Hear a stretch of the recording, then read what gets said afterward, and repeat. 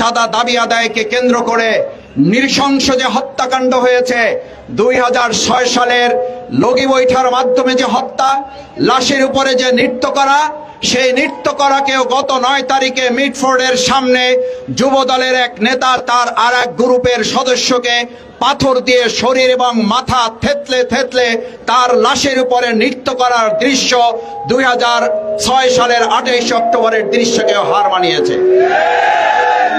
আপনি যে দলেরই সমর্থক হন, আপনার বিবেকের কাছে কোশ্চেন রাখবো, আপনি মিটফোর্ড এবং সলিমুল্লাহ মেডিকেলের সামনে হত্যাকাণ্ডের দৃশ্যটা 1 সেকেন্ড, 2 সেকেন্ড, 3 সেকেন্ড দেখার পর 5 সেকেন্ড আপনি ওটা দেখতে পারবেন না।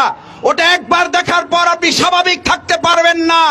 এই হত্যাকাণ্ড যারা ঘটাচ্ছে, এরকম বাংলাদেশের জন্য 2024-এর জুলাই আগস্টের গণ অভ্যুত্থান হয় নাই।